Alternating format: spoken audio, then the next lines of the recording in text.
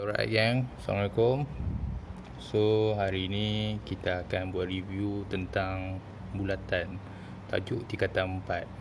So bulatan ni apa yang kita kena tahu? Yang paling penting ada 3 je yang kita kena tahu, iaitu bagaimana nak cari luas, bagaimana nak cari ukur lilit sebuah bulatan, dan carta pi. Okay, so formula-formula yang paling penting sekali untuk area ataupun luas ialah pi r kuasa 2. Okey.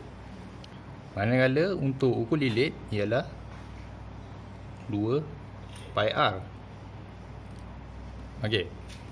Bagaimana jika satu bulatan tu tidak lengkap seperti gambar rajah ini? Formula dia tetap sama untuk kedua-dua ini. Cuma kita kena tambahkan theta di hadapan. Sama juga untuk sini.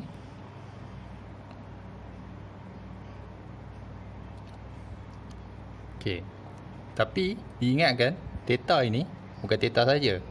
Dia akan dibahagikan dengan 360. Kenapa 360? Kerana satu bulatan ialah 360. Okey. Manakala last kali ialah untuk carta pi.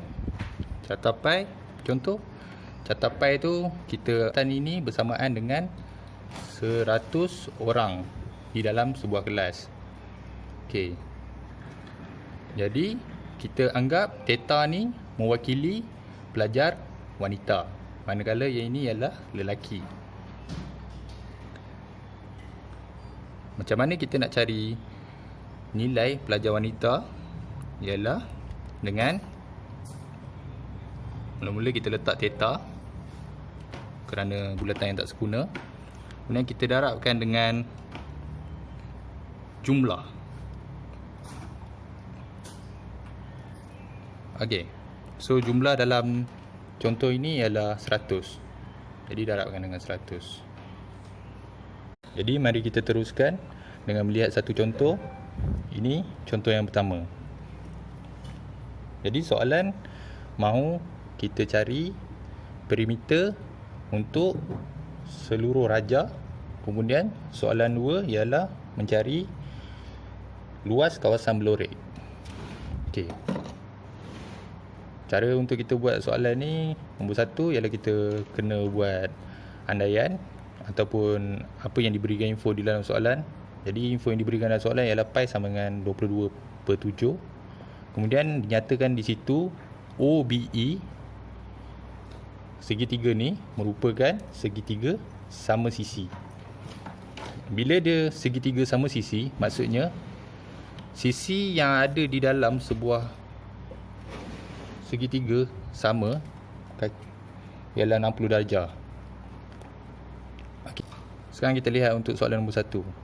Soalan nombor 1 ialah kita nak cari ukur lilit kan.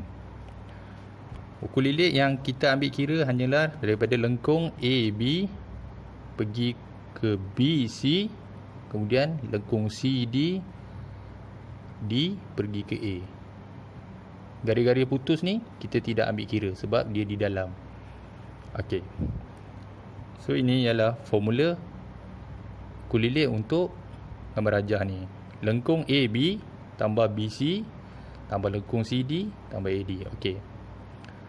Seperti yang kita tahu, macam mana kita nak cari ukur lilit sebuah bulatan yang tidak sempurna seperti ini ialah 2 pi r theta. Kemudian BC tambah 7. BC di sini. Kemudian kita tambah lengkung CD, formula yang sama. Lepas tu AD. AD 7 di sini. D pergi ke E 7. E pergi ke O 7. O pergi ke A 7. Okey. Kemudian kita selesaikan pengiraan kita dan akhir sekali kita akan dapat jawapan bersamaan dengan 50 cm.